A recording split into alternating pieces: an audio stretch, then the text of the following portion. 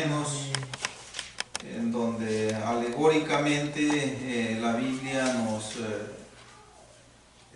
enseña en que se encontraba y que es la ciudad de Tiro, con la cual el Señor contrastó la reacción que estos habitantes paganos hubieran mostrado ante los milagros que el Señor Jesús, en caso de que los hubiera hecho allí, hubieran mostrado una reacción de fe positiva, no como la que mostraron los habitantes de la ciudad de Corazín y de Betsaida. Gloria a Dios.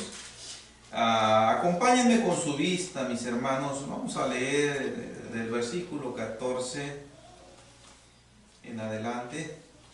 Espero que todos estemos ya ahí. Amén. Dice así en el nombre del Señor Jesús. Tú, querubín grande, protector, yo te puse en el santo monte de Dios. Allí estuviste. En medio de las piedras de fuego te paseabas. Perfecto eras en todos tus caminos, desde el día en que fuiste creado, hasta que se halló en ti maldad. A causa de la multitud de tus contrataciones, fuiste lleno de iniquidad y pecaste, por lo que yo te eché del monte de Dios y te arrojé de entre las piedras del fuego, oh querubín protector. Amén, hermanos. Vamos a parar aquí en estos 3 versículos que hemos leído. Gloria a Dios. Debo hacer énfasis en lo que el escritor bíblico, inspirado por Dios, menciona acerca de este personaje que ahora ya no lo llama rey de Tiro, ya no lo llama príncipe de Tiro, ahora le cambia, vamos a decirlo de esta manera, el nombre, aunque no es nombre este, pero vamos a entenderlo así para una comprensión sencilla de lo que es este calificativo que está mencionando aquí el profeta Ezequiel. Desde el versículo 26 se inició la profecía dada por Dios acerca del rey de Tiro, acerca de sus habitantes. Y la profecía empieza señalándolos tal y como son unos seres, o fueron, mejor dicho, unos seres humanos comunes y corrientes, con sus características particulares como pueblo, atados en la idolatría, en la arrogancia, en la altivez, en la autosuficiencia, y que poco a poco, ya en este capítulo 28 que estamos viendo, el Señor va inspirando al profeta Ezequiel para que vaya cambiando la profecía, dándole una transformación, una metamorfosis a este rey de Tiro. Y lo va enfocando, lo va perfilando de una manera tan clara, ya, como el mismo Satanás. Sí. Ya desde el versículo 13, desde el mismo versículo 12, empezó este cambio de señalar a un rey literal y va cambiándose ahora en un ser espiritual que la Escritura lo va desnudando, lo va desenmascarando con toda claridad, con con esa claridad y sabiduría que viene de parte de Dios, como el mismo Satanás. Sí. Y ahora, en el inicio del contexto leído, vemos que sigue el Señor inspirando al profeta Ezequiel con las endechas.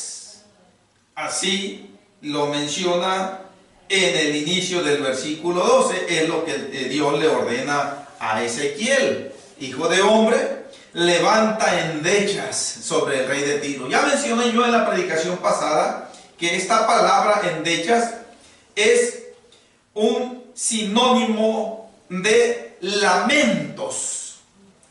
Es un sinónimo de expresiones que indican tragedia, desgracia, maldición, pero en un estado tal de que ya nunca jamás podrán ser reivindicadas, que nunca jamás podrán ser borradas, que van a estar allí sobre este ser espiritual de maldad por siempre jamás, por toda la eternidad.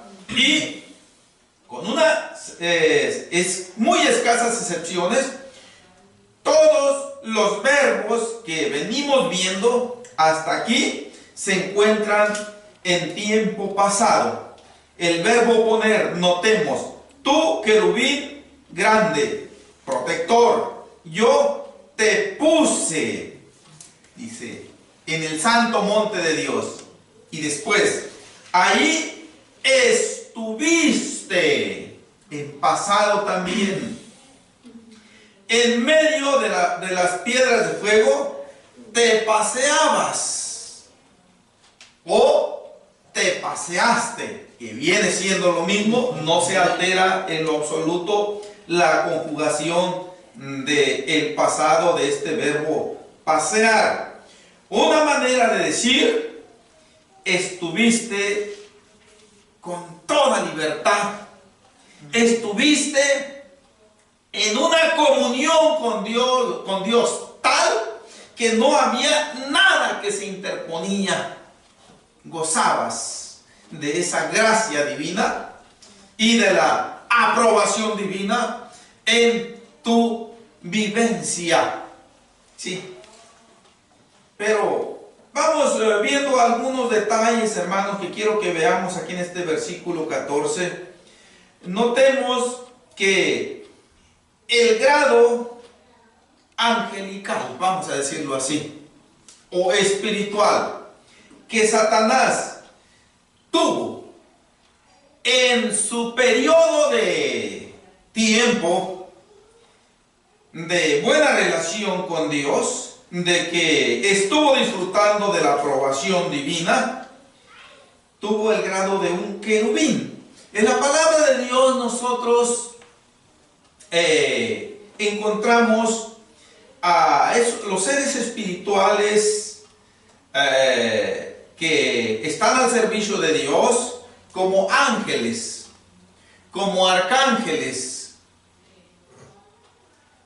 como querubines, como serafines. Bien, pues aquí, por lo que nos indica este versículo 14, en enlace con otros versículos más que vamos a tratar de conectarnos, Satanás era un querubín, pero no era un querubín como todos los demás querubines que estaban ahí con el Señor sirviéndole, cuando todo era armonía, cuando el pecado en el universo no aparecía todavía. Satanás, de alguna manera, de parte de Dios, que es soberano en derramar de su gracia, de sus talentos, de su santidad en sus criaturas, a como Él lo considera, en Satanás nos está revelando la Escritura por este adjetivo calificativo que es grande que sobresalía de alguna manera de los demás querubines, de los demás ángeles y de los demás seres espirituales en los diversos grados jerárquicos que Dios les concedió. Un querubín grande era, aquí tiene otro calificativo, dice que era protector. Hermanos, pero yo me he puesto a pensar que como antes de que apareciera el pecado en el universo, no había maldad, obviamente, no había peligro de que alguien le causara un daño a otro. Entonces, vamos a decirlo, que no había necesidad de que nadie protegiera a nadie, excepto solamente Dios, del cual siempre todas sus criaturas creadas, aún los ángeles, en sus diversas estaturas que Dios les concedió, y nosotros los humanos, obviamente, siempre estaremos necesitados de la protección de Dios. Siempre. Sí. Aún los ángeles que están en el cielo ya, con la victoria segura, necesitan de la protección de Dios. Están en esa condición por la gracia misericordiosa de Dios, por el poder de Dios. Si el Señor retrajera todo eso de ellos, dejarían de ser lo que son. ¿Sí? Así como nosotros también. Entonces, en cierta manera, hermanos, este querubín grande y protector, pues tenía de parte de Dios esta función de estar al pendiente de que, pues de alguna manera, todos los seres espirituales estuvieran en armonía, quizás ejerciendo, conduciéndose de acuerdo a las facultades que Dios les había concedido. Esto yo lo estoy diciendo, mis hermanos, con base en estas palabras: querubín grande, protector. Hay un antecedente aquí en el Viejo Testamento, en el libro de Éxodo, capítulo 25. Quiero dar una explicación que nos sirva como una especie de refuerzo para esto que yo estoy mencionando. Éxodo capítulo 25.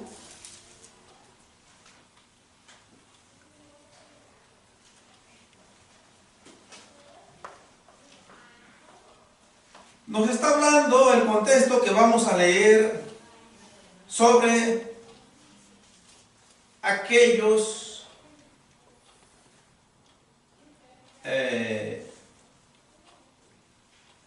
objetos que Dios le dijo a Moisés que pusiera dentro del lugar santísimo en el tabernáculo de reunión.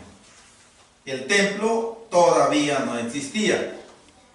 Y acompáñenme, dije Éxodo capítulo 25, versículo 17 en adelante. Dice: y harás un propiciatorio de oro fino, cuya longitud será de 2 codos y medio, y su anchura de codo y medio. Harás también 2 querubines de oro, labrados a martillo, los harás en los 2 extremos del propiciatorio. Harás pues un querubín en un extremo y un querubín en el otro extremo, de una pieza con el propiciatorio, los querubines en sus dos extremos.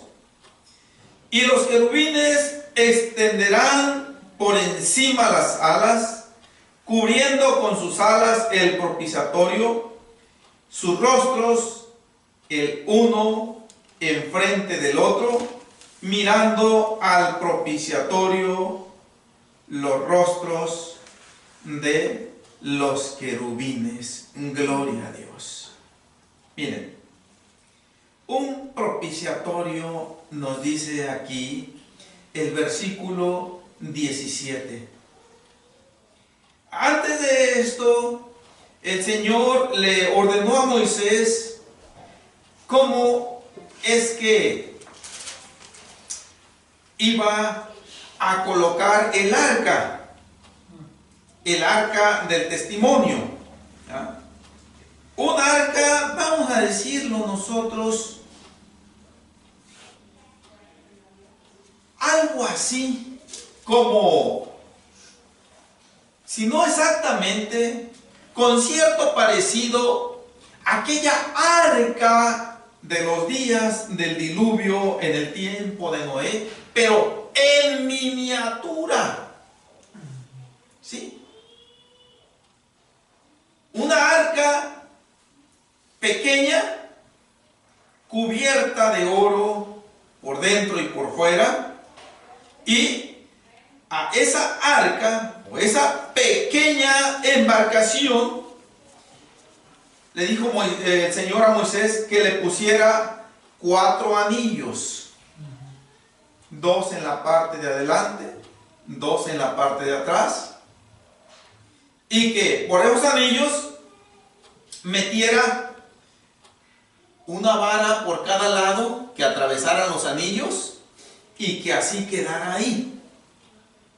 Y que cuando esa arca hubiera necesario de sacarse del tabernáculo, de ahí del tabernáculo de reunión, del lugar santísimo, no cualquiera la iba a poder mover, ni tampoco se iba a mover de cualquier forma tampoco, no. Tenían que ser los levitas para empezar. Cualquier otro israelita que la moviera estaba expuesto a ser muerto de parte de Dios. Y tenemos escrituras que así no lo dicen, no vamos a ir a ellas, porque no es el énfasis del tema, pero eran los levitas los únicos autorizados de parte de Dios para llevar el arca cuando fuera necesario sacarla de ahí del lugar santísimo, que tenía que ser algún momento muy especial, una necesidad muy especial, y los levitas al tomar esa arca tenían que ponerse las barras sobre los hombros, tenían que ser 4 levitas, 2 levitas en la parte de adelante, uno a cada lado, 2 levitas en la parte de atrás, uno a cada lado, y ponerse en los hombros el arca y así trasladarla cuando fuera necesario. Bien, y después de darle estas instrucciones sobre el arca, le dice, y harás un propiciatorio de oro fino. Y le da las dimensiones que tenía que tener ese propiciatorio. Ese propiciatorio, mis hermanos, vamos a decirlo, era como una especie de pequeña plataforma rectangular, ¿sí? En donde ahí pues iba a estar encima del arca, y sobre ese propiciatorio el Señor le dijo a Moisés, va a ser 2 querubines, así, con ese grado jerárquico que tenía Satanás, que estamos viendo allá en Ezequiel 28. Esos querubines, dice, los vas a hacer de una sola pieza, con esa plataforma pequeña que era el propiciatorio. Lo vas a hacer uno a cada lado, vamos a decirlo así. que peguen en el centro con una ala extendida, ¿cómo dice? El versículo 19. Harás pues un querubín en un extremo y un querubín en el otro extremo de una pieza con el propiciatorio, los querubines en sus dos extremos. Y los querubines extenderán por encima las alas, cubriendo con sus alas el propiciatorio, sus rostros el uno enfrente del otro, mirando al propiciatorio los rostros de los querubines. O sea, mirando hacia abajo, pero cubriendo con sus alas el propiciatorio. Ahora, aquí, acordémonos que allá en Ezequiel 28:14, el Señor le dice a Satanás, querubín grande, protector. Aquí, cuando Moisés recibe esta ordenanza del Señor, dice que esos querubines tenían que cubrir con sus alas el propiciatorio. Esta palabra cubrir es un simbolismo de protección o de protector, así como lo dice Ezequiel. Sí. Entonces, no podría yo decir exactamente, porque las escrituras dejan completo, sí, en cierta forma, falta de revelación de cómo es que se conducían los querubines, cuáles eran sus limitaciones allá en el reino de Dios, allá en el cielo, cuáles eran sus limitaciones, pero de alguna manera eran protectores. Cuando Adán y Eva pecaron en el huerto del Edén, acordémonos que Eva fue la primera en caer en transgresión, se dejó engañar por Satanás, por aquella serpiente antigua, y ella a su vez hizo incurrir en transgresión a Adán, su esposo. Cuando ocurre esto, el Señor les da sus respectivas sentencias. Vamos a ir viendo a Génesis capítulo 3. Les da sus respectivas sentencias a Eva, a Adán y al mismo Satanás, y después echa fuera a Adán y a Eva, los echa fuera del huerto del Edén, y ahí en el versículo 23 y 24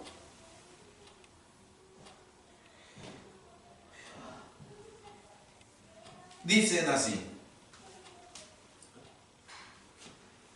y lo sacó Jehová del huerto del Edén para que labrase la tierra de que fue tomado. Echó pues fuera al hombre y puso al oriente del huerto de Edén querubines y una espada encendida que revolvía por todos lados para guardar el camino del árbol de la vida. Aquí hay algunos énfasis que quisiera resaltar. Primero, en ambos versículos parece ser que el Señor excluye a Eva de esta expulsión del huerto del Edén. Porque si nosotros vemos, inicia el versículo 23, y lo sacó, se está refiriendo a Adán. En el versículo 24, echó pues fuera al hombre, refiriéndose a Adán también. Y no vemos aquí la mención de Eva para nada. Pero esta es una de las formaciones gramaticales en donde, a través de las páginas de la Biblia, nosotros va a ser muy común que encontremos esta expresión. Cuando en la palabra de Dios, excepto cuando el pasaje muy en particular se esté refiriendo únicamente al hombre, al sexo femenino, o algún hombre, alguna persona en lo particular que ha existido a través de la historia, pero fuera de esas especiales menciones, Cuando encontramos, como en este caso, echó pues fuera al hombre, se está refiriendo también a la mujer. Sí, queda incluida la mujer. Entonces, los dos fueron sacados por el Señor ahí. Y enseguida dice que puso querubines. Este es el énfasis mayor, por lo cual venimos a este pasaje. Dice, para guardar. Es un sinónimo para proteger también el camino del árbol de la vida. Allí está la función de los querubines. Proteger, cuidar. Y como yo ya mencioné, aquí sí se está mencionando de una manera clara cuál es la encomienda que Dios le dio a estos querubines. No nos dice cuántos fueron, solamente los menciona en singular, en plural. Dice, y puso, verso 24, y puso al oriente del huerto de Edén querubines. Fueron 2 o más, pero no sabemos cuántos fueron. Este es otro de los secretos que no nos es dado saber a nosotros, dentro de muchos otros más. Pero no necesitamos saber cuántos eran, mis hermanos. Solamente sabemos que fueron 2 o más y que su función era cuidar el camino del árbol de la vida. ¿Por qué?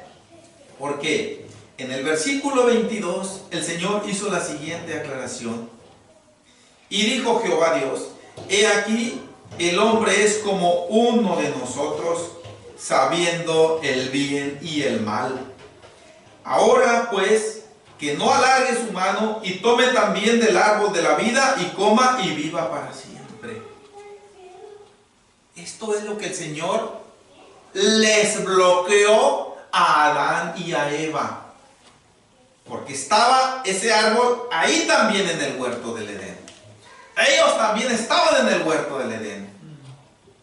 Pero no habían echado mano del fruto del árbol del huerto de la vida. Y por lo tanto no tenían esa vida eternal que produce el fruto de ese árbol. Que todo esto viene haciendo un misterio para nosotros. Lo que podemos nosotros deducir en palabras así vagas, que no tienen ninguna concreción así fuerte, como para decir esto significa, pero en última instancia es la misma vida eterna que produce lo que es la obediencia de la palabra de Dios.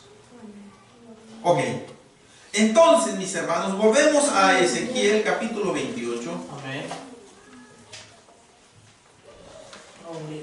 Ya vimos que aquellos querubines de Génesis 3:24 iban a proteger y están protegiendo el camino del árbol de la vida, para que nadie que no goza de esa vida eterna, como esos son los ángeles que ya están con el Señor, pero fuera de ellos, que nadie vaya a poder llegar. Ahora, ese huerto del Edén desaparece de las páginas de la Biblia, desaparece de nuestro entendimiento, como para que nosotros no podamos andar metiéndonos en este asunto y decir, ese árbol, ese huerto, perdón, pues está en algún lugar del Medio Oriente, por allá. No. O ese huerto, el Señor se lo llevó a tal parte. No sabemos. Lo cierto es que sí, el Edén, que nos menciona el versículo 13 de Ezequiel 28, ese Edén es el mismo trono de Dios. Sí. Ahora, esto, estamos en el versículo 14, mis hermanos, es una endecha o lamentación o expresión de ruina, de maldición, de desgracia por siempre. Y yo te puse en el santo monte de Dios, ahí estuviste.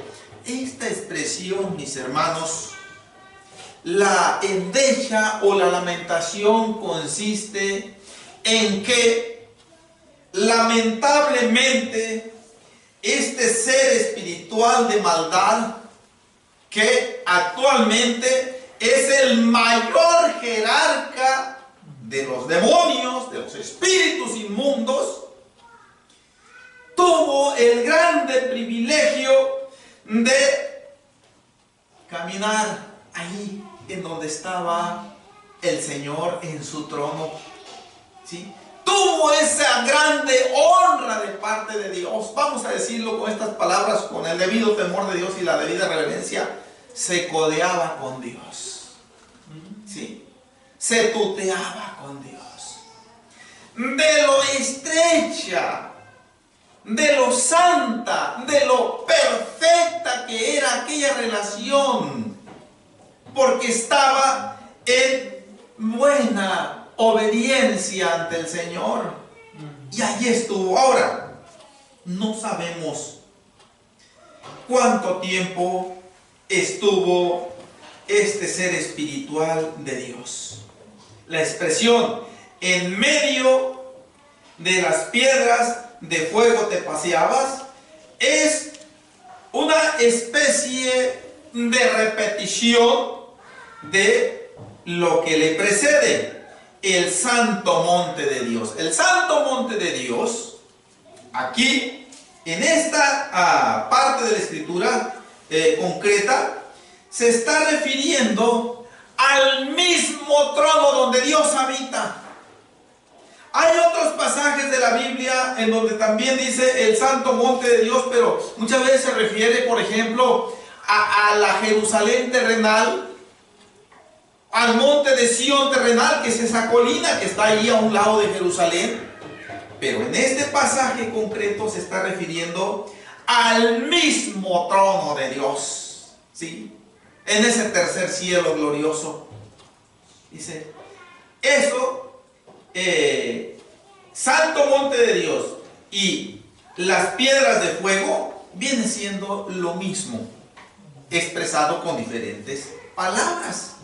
Esto es algo muy normal del Señor, ¿sí? Entonces, la endecha consiste precisamente en la conjugación de los verbos puse, estuviste y te paseabas. ¿Por qué? Porque ese privilegio un día se cortó, un día dejó de existir, cuando Satanás le permitió al pecado venir a adueñarse, y por lo tanto el Señor le quitó ese privilegio y vino a quedar en el pasado ese grande privilegio. Vino a quedar de tal forma que nunca jamás volverá a acontecer. Aquella relación que se estropeó tuvo sus, pienso yo, mis hermanos, yo esto ya lo he dicho en otras predicaciones y voy a repetirlo otra vez en esta predicación, por lo que el Señor ha hecho con nosotros. Cómo el Señor es que a nosotros nos ha otorgado un paquete de oportunidades para que nos arrepintamos y para que caminemos con Él en obediencia, ¿sí? Desde el día en que pecamos, desde el día en que salimos de la niñez, ahí está ese paquete de oportunidades de parte de Dios esperándonos, ¿sí? A unos más, a otros menos, pero todos tenemos las oportunidades que necesitamos para arrepentirnos y para obedecer al Señor. Entonces, tomando como antecedente esta actitud de la gracia de Dios, yo pienso que el Señor, he dicho, sin llegar al extremo de dar una afirmación contundente en esto, porque no tengo la base bíblica sólida así como para decirlo. Esto solamente lo estoy tomando como como referencia a lo que el Señor hace con el ser humano, que es probable que eso mismo haya hecho con este ser espiritual de maldad. Le dio su paquetito de oportunidades también. Como a todos los demás ángeles que desobedecieron, también les dio su paquete de oportunidades para que se arrepintieran. Hubo 2/3 partes que se mantuvieron en el Señor. No sabemos si también estuvieron deslizándose y recapacitaron y dijeron, no, esto es un error, este es un engaño. Estoy bien yo con el Señor, no me falta nada con Él, aquí me quedo. No te hago caso, querubín grande y protector, síguele por tu camino. Si tú decides apartarte, yo sigo con mi Señor. Y 2/3 partes se quedaron firmes con el Señor. Más, hago el énfasis, no sé qué luchas tuvieron para lograr quedarse en esa postura de bienaventuranza. Pero lo cierto es que en el énfasis concreto aquí en este querubín grande y protector, llegó el momento en que se agotó la última oportunidad. Y el Señor dijo, hasta aquí. Ya. Los verbos en pasado empiezo a aplicártelos y nunca jamás van a poder volver a un presente. Aquella relación se terminó. Te puse esa gloria de que disfrutó allí en el santo monte de Dios, ese privilegio tan grande que tuvo durante un lapso de tiempo determinado que las Escrituras no nos da razón de cuánto fue, si fueron siglos, si fueron milenios, si fueron millones de años, no sabemos, mis hermanos. Yo he dicho que en aquel entonces el tiempo estaba estacionado, no como el tiempo que ahorita está aquí transcurriendo con nosotros, que el sol sale, se pone, sale y la tierra dando vueltas alrededor del sol, y todo eso va ocasionando que nosotros vayamos transformándonos física, mental y hasta espiritualmente, hasta que llegue el momento en que terminemos nuestros días aquí. El tiempo ocasiona todo eso, que los arbolitos y toda la creación sigan este proceso, este ciclo. Entonces, no sabemos cuánto tiempo fue lo que Satanás disfrutó de ese privilegio. Pero lo lamentable, lo fatal, lo trágico, de una manera extremosa que no puede haber otra tragedia mayor, vino y se hizo presente para nunca jamás ya apartarse de él. En esto consiste la endecha de este versículo 14. El versículo 15 dice: perfecto eras en todos tus caminos desde el día en que fuiste creado, hasta que se halló en ti maldad. Había un proceder impecable en Satanás. Había una vivencia que no ofendía a Dios ni en lo absoluto. Y aquí vuelve otra vez a quedar la incógnita. No sabemos las expresiones desde el día en que fuiste creado hasta que se halló en ti maldad. Comprende un periodo de tiempo, de años, de siglos, de milenios o de millones de años. No sabemos, hermanos. Al Señor le plació dejar completamente a oscuras para nosotros este dato, y solamente nos dice que hubo un tiempo de gloria, hubo un tiempo de bienaventuranza en que este querubín fue más privilegiado, si podemos nosotros decirlo con esta expresión, que los demás ángeles de Dios. Ahí estuvo. Y esto era una motivación, mis hermanos, para tener más gratitud ante Dios. Pero lamentablemente ahora, por lo que nosotros podemos ver en el elemento humano, sabemos que esto le sucedió a Satanás. Y si Satanás, que estuvo en ese grado de santidad, en ese nivel espiritual de privilegio de parte de Dios, en esa perfección espiritual, en donde en aquel entonces esto también, hermanos, es un misterio. ¿Por qué? Porque ahorita, por ejemplo, nosotros ya en nuestra vivencia, en nuestra experiencia, sabemos no exactamente cómo sucedió, pero cuando nosotros dejamos la niñez, yo, siendo sincero, no recuerdo exactamente cuándo sucedió eso. Cuando mi mirada ya empezó a ver con malicia determinados aspectos de la vida. Cuando en mi mente empezaron ya a meterse pensamientos malos, pero ya con premeditación, con cálculo premeditado. ¿Sí? Fue cuando el pecado entró. Pero para esto, y cada uno tuvimos esta experiencia, quizá la recordemos, quizá no la recordemos, pero para esto influyó, así como en Eva, influyó Satanás y sus demonios. ¿Sí? Nos atacó con pensamientos mortales, dañinos, perjudiciales, que nos indujo a pecar.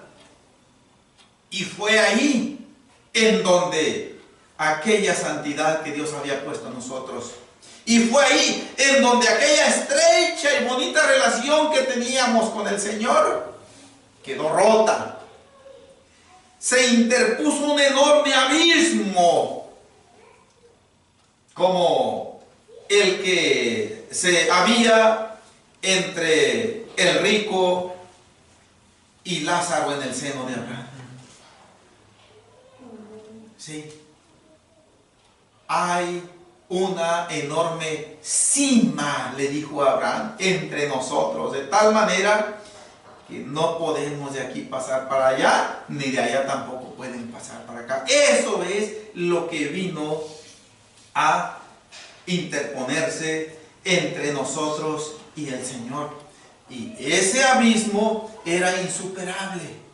No había en el elemento humano, por mucho que se sacrificara, por mucho que se bien se portara, después de que el pecado vino y nos manchó, que pudiera desaparecer. Solamente con la venida del Señor Jesucristo, con el sacrificio en la cruz del Calvario por el pecado de la humanidad, vino a ser posible que ese abismo desapareciera y volviera a restaurarse esa bonita relación. Pero aún después de eso, Satanás sigue todavía intentando todos los días de que esa relación se rompa, porque él sabe que cuando esa relación se rompa en definitiva, ella tuvo la experiencia en él mismo. Él sabe que cuando logre desalentar por completo a un cristiano al grado tal de hacer lo que quede convencido de que no tiene caso seguir luchando, dice, este es uno de los que me va a hacer compañía por toda la eternidad en el lago de fuego. Sí. Era un ser espiritual perfecto. Pero nunca jamás, después de que el Señor le quitó ese privilegio, nunca jamás pudo ni volverá a restablecerse. En esto consiste la endecha de estos versículos que estamos leyendo, mis hermanos. vamos a dejar pendiente el versículo 16, que tiene una íntima relación con el 14 y el 15, mis hermanos, pero aquí ya empieza con una cierta diferencia a introducirse como en una especie de dinámica de intercambios comerciales. Pero vamos a ver en qué consistieron esas contrataciones que nos menciona el versículo 18. No quiero dejar esto, quiero verlo en una sola sección, en una sola predicación, para que tengamos una mejor comprensión, mis hermanos. Si el Señor lo concede, en la próxima predicación vamos a continuar allí en el versículo ese que quedó pendiente. Pues vamos orando, mis hermanos, y pidiéndole al Señor que nos ayude. Nunca nos demos por autosuficientes, siempre mostrémonos y sintamos